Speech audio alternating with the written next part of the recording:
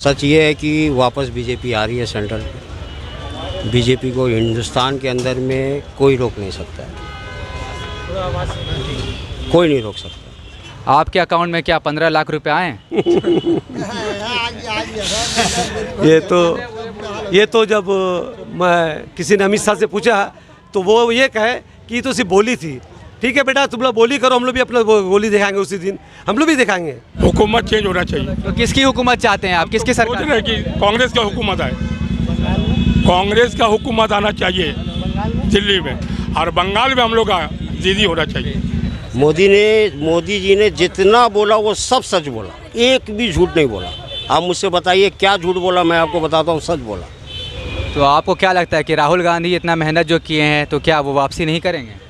Rahul Gandhi grass root से मेहनत किए, जिसका रिजल्ट ये हुआ कि बेचारे एमपी से भी हाथ धो दिए। तो जैसे कि 2014 से जो सरकार आई है, ठीक है, तो क्या आप उससे खुश हैं? अच्छे दिन आप क्या हैं? कोई खुशी नहीं, बहुत परेशानी का आलम है। महंगाई बढ़ते चले जा रही है, तेल का दाम बढ़ते चले जा रहा है, खाने मोहताज है हम लोग। नमस्कार, लाइव इंडिया न्यूज़ से मैं फराज। जैसे कि देख सकते हैं कि 2024 का इलेक्शन शुरू होने वाला है और राजनीति की सारी पार्टियां अभी स्टार्ट कर दी हैं अपना इलेक्शन का जो स्ट्रैटेजी होता है। तो जैसे कि पार्टियों ने तो स्टार्ट कर दिया अपना स्ट्रैटेजी, आइए जनता का भी स्ट्रैटेजी जानते हैं कि इस साल जो होने वाला इलेक्शन 2024 का है, किसे वो चुनेंगे। तो आइए कुछ लोगों से मैं बात करूँगा और जानूँगा कि क्या है उनकी राय से। पहले तो मैं आपका नाम जानना चाहूँगा आपसे सवाल पूछने से पहले। मेरा नाम सैयद मोइज़ है, मैं इस मोहल्ले का लोकल हूँ। बोलिए। अच्छा, जैसे कि आप जान रहे हैं कि अभी हमारे देश में जो इतनी राजनीति चल रही है धर्म के नाम पे, जैसे अभी हमारी सरकार में बीजेपी सरकार है, तो क्या मानते हैं कि आपके अच्छे दिन आए? 2014 से बीजेपी सरकार है। देखिए, बीजेपी सरकार आकर जो बोले थे, जो उनके हम लोग उसको बोले थे मैं आऊँगा तो अच्छे दिन आएगा, अच्छे दिन तो आए नहीं, बहुत से बहुत ज़्यादा बुरे दिन आ गए और ज़्यादा हम लोगों पर ज़्यादा जुल्म हुआ है और हम लोगों पर सितम हुआ है। और हम यही चाहेंगे कि इसके बाद जो इलेक्शन होने वाला है, मैं आम लोगों से गुजारिश करता हूं कि अपना वोट जो अपने जो कीमती वोट है वो सोच समझ कर दे। ऐसा ना हो कि किसी और के हाथ में दे दे फिर वही बात हो। हमारे साथ, हम लोगों के साथ कोई नहीं है, हमारा कोई रहबर नहीं है, हमारा कोई लीडर नहीं है, हमारा कोई नहीं है, हमारा भी हमारा मुसलमान का कोई बड़ा लीडर नहीं। अब हम लोगों को समझना पड़ेगा हमारा जो कीमती एक एक वोट है वो किसको देना है। मैं सब लोगों को कह रहा हूँ, जितने मेरे भाइयों हैं बहन जो भी है, मैं सबको कह रहा हूँ कि अपना कीमती वोट सोच समझ कर दे, इसलिए कि आपका वोट जो है नाजायज़ जगह में जाता है। आपको बोला जाता है बहुत सुनहरे ख्वाब दिखाए जाते हैं, कुछ नहीं होता है। हमारे साथ कुछ होता ही नहीं है, सिर्फ सुनहरे ख्वाब दिखाए जाते हैं, कुछ होता नहीं। हम लोगों के साथ कुछ होता ही नहीं है, समझे, सिर्फ हम लोग ख्वाब दिखाया जाता है। ये आज से नहीं, हम लोग को 1947 के बाद से हम लोग सिर्फ ख्वाब दिखाया जा रहा है, बस हम लोग चुप रहते हैं। अगला सवाल मेरा है कि जैसे कि आपके अकाउंट में क्या 15 लाख रुपए आए हैं? ये तो जब मैं किसी ने अमित शाह से पूछा तो वो ये कहे कि तो सिर्फ बोली थी। ठीक है बेटा, तुम लोग बोली करो, हम लोग भी अपना गोली दिखाएंगे उसी दिन, हम लोग भी दिखाएंगे, मगर हम लोग क्या है कि हम लोग चुप रहते हैं। हमारे जो लीडरान है ना, वो हम लोग चुप कर देते हैं। मैं तो ये सबको ये कहूँगा, भाई अपना वोट अपना सोच समझ कर दो। कोई लीडर के पास में मत जाओ, कोई तुम्हारा भाई नहीं है। आज के ज़माने में कोई तुम्हारा भाई है ही नहीं, कोई लीडर तुम्हारा नहीं है। तुमको अपना वोट खुद समझना पड़ेगा, तुम्हारे साथ क्या हो रहा है, तुमको समझ कर वोट देना पड़ेगा। पहले तो आप अपना नाम बताइए, आपका नाम क्या हुआ? मेरा नाम है शेख कमाल। जैसे कि आप अभी क्या करते हैं कोलकाता में? टैक्सी चलाते हैं। तो जैसे कि 2014 से जो सरकार आई है, ठीक है, तो क्या आप उससे खुश हैं? अच्छे दिन आप क्या हैं? कोई खुशी नहीं, बहुत परेशानी का आलम है। महंगाई बढ़ते चले जा रही है, तेल का दाम बढ़ते चले जा रहा है, खाने मोहताज है हम लोग। तो जैसे कि आपके अकाउंट में 15 लाख रुपए तो आ ही गया होगा। कोई सवाल ही नहीं, 15 लाख रुपए कैसे आ जाएगा, कहाँ से आ जाएगा? मोदी जी तो बोले थे 15 लाख दिया जाए। मोदी लाख बहुत कुछ बोलता है, ममता बहुत कुछ बोलती है, लेकिन कुछ पैसा नहीं आता है। अच्छा। ये सब गिदड़ भुपकी है। तो 2024 का जो इलेक्शन आने वाला है, तो आपको क्या लगता है कि मतलब बीजेपी सरकार फिर से आएगी सत्ता में? कोई बीजेपी और बीजेपी कोई नहीं आएगी। यहाँ जो सरकार चलाएगा अच्छा, उसी सरकार को बोला जाएगा। ये सरकार से हम लोग को बहुत तकलीफ है, हम लोग बहुत परेशानी का आलम में है। जैसे कि आप अकेले पर मोहताज है, रोजगार खत्म होते जा रहा, महंगाई बढ़ते चले जा रही है। तो मतलब अच्छे दिन आपके नहीं आए? नहीं, अच्छी दिन नहीं आए, बहुत खराब दिन आए। हम लोग CPM का राज में बहुत अच्छी दिन थी, हर घर पे परेशानी का आलम है। अच्छा, मतलब जो इतना आप कमाई जो हो रहा है, क्या उससे आप घर चला पा रहे हैं? बहुत कम सिर्फ चल पा रहा, वो भी पेट का गुजारा सही नहीं हो रहा है, इससे उससे कर्जा लेने पड़ रहा है, तब पेट गुजारा हो रहा है। ऐसा अवस्था है। सरकार तो यहाँ पर ताक रहा नहीं है। हम लोग टैक्सी का तेल का दाम कब बढ़ा है? अभी तक मीटर वही 30 रुपये रिक्शा से सस्ता बढ़ा है, लेकिन आज क्या किया जाएगा, मजबूरी है। सरकार जो चाहेगा वही हो रहा है। हम लोग का पब्लिक के हाथ में थोड़ी है कुछ, ये तो बंदिश है हम लोग का। अभी कुछ लोगों से बात किया है मैंने, जैसे कि मैंने टैक्सी ड्राइवर से बात किया था। अब आगे चल करके कुछ और लोग यहाँ पर हैं और उनका भी जानते हैं कि उनका क्या ओपिनियन है। पहले तो मैं जैसे कि बताना चाहूँगा कि देश में जो हालात चल रहे हैं, क्या जैसे कि अभी 2024 का इलेक्शन भी सामने है, तो क्या लगता है कि इस बार 2024 में किसकी सरकार बनेगी? आप इंडिया लाइव, हाँ, live India news. Live India news.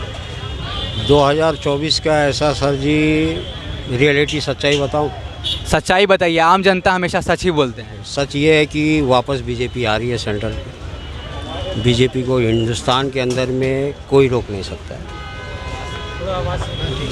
कोई नहीं रोक सकता। प्रॉब्लम है ऑल ओवर इंडिया में जितनी पार्टी हो, नेशनलिटीज़ है, नेशनल स्टेट लेवल पे पॉलिटिक्स कर रही है। एक ही पार्टी थी कांग्रेस, जो पूरे हिंदुस्तान में पॉलिटिक्स करती थी।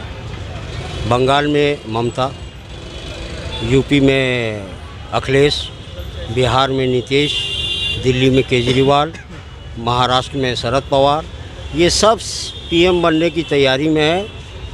यानी दो बंदर की लड़ाई में बिल्ली रोटी लेके जाएगी। तो आपको क्या लगता है कि राहुल गांधी इतना मेहनत जो किए हैं, तो क्या वो वापसी नहीं करेंगे?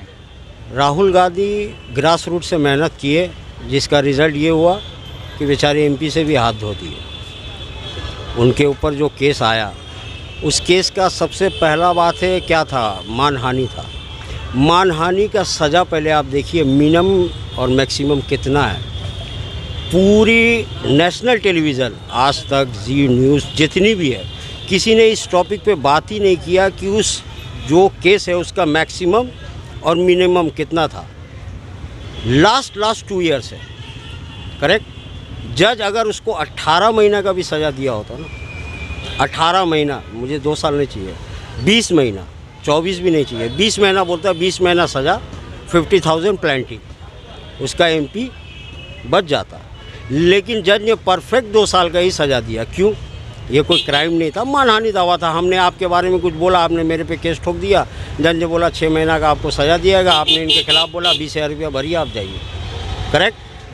राहुल गांधी को वहाँ पे दबा दिया गया, काम ख़त्म हो गया। जैसे कि एक सवाल और मैं, यानी राहुल गांधी ने जो पथ यात्रा किया, जितना दौड़े, जितने भागे, वो घूम के पता चला round of the figure, dot जहाँ शुरू था डॉट वहाँ आ गया। जैसे कि मेरा सवाल, आपने कहा कि कुछ भी कर ले इंसान, 2024 में बीजेपी सरकार आएगी, तो आप आम जनता हैं, क्या आप जो सरकार ने काम किया है, मोदी जी ने कहा था अच्छे दिन आएंगे, क्या आपके अच्छे दिन आ गए? मोदी जी ने जितना बोला वो सब सच बोला, एक भी झूठ नहीं बोला। आप मुझसे बताइए क्या झूठ बोला, मैं आपको बताता हूँ, सच बोला। जैसे कि मैं उम्मीद करता हूं कि यहाँ पर जितने भी जनता है, सबके अकाउंट में 15 लाख रुपया तो क्रेडिट हो गया होगा, आप सभी का अकाउंट में।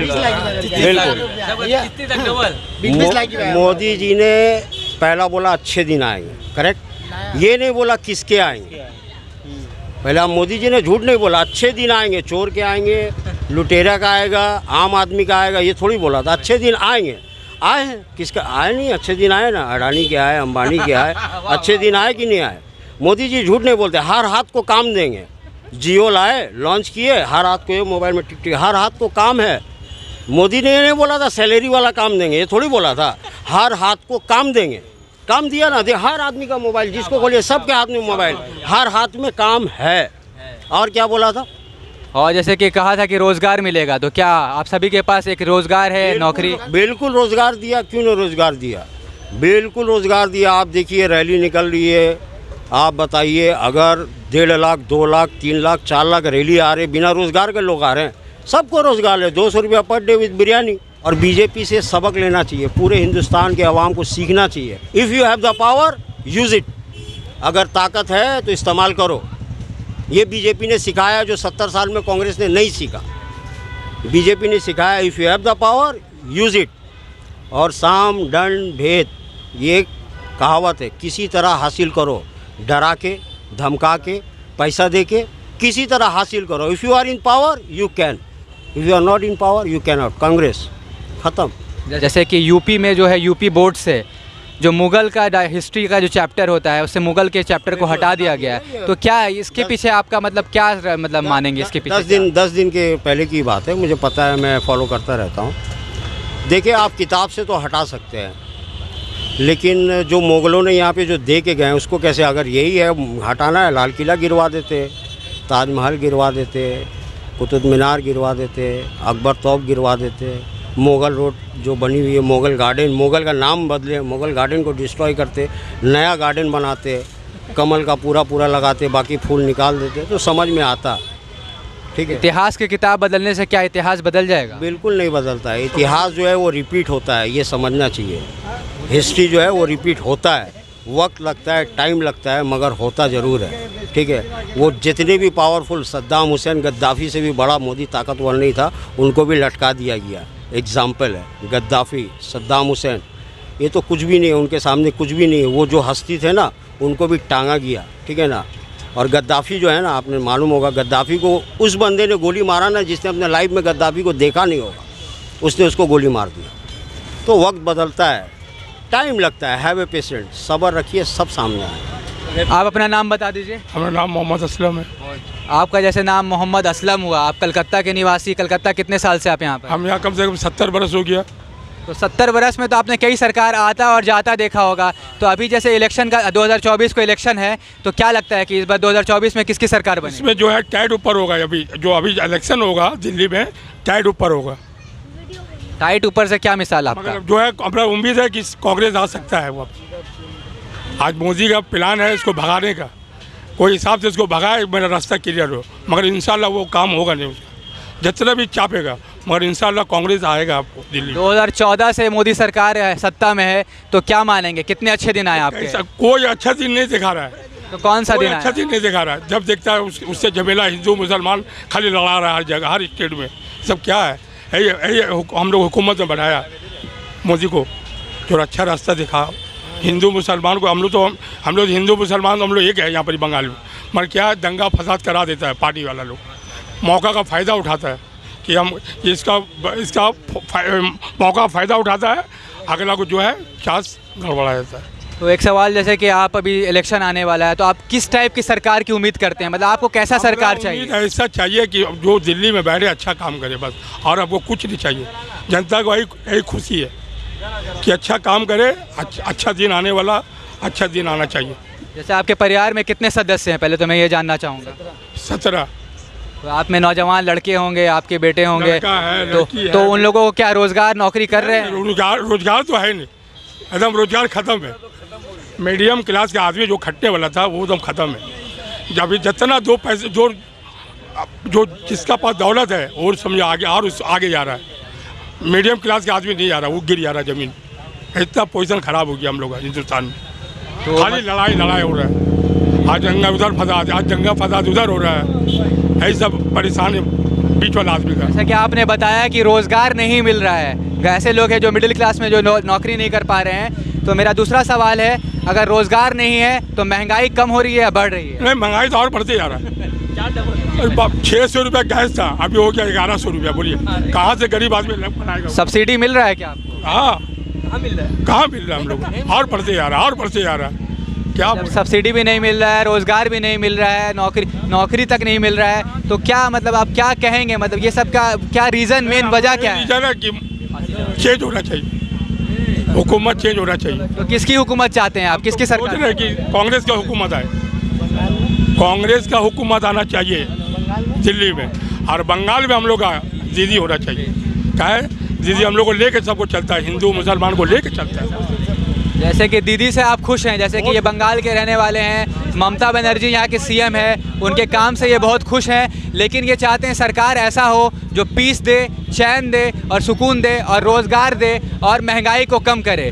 क्योंकि इनका कहना है कि जब भी प्रॉब्लम आता है, किसी भी तरह का तकलीफ़ आता है, तो सबसे ज़्यादा जो तकलीफ़ है मिडिल क्लास आम आदमी को सहना पड़ता है। तो इस न्यूज़ से मेरा यही गुजारिश रहेगा कि इस न्यूज़ को शेयर करें और आम आदमी का जो दर्द है, तकलीफ़ है, वो आप तक पहुंचा है और जितनी भी परेशानी है वो दूर हो जाए। और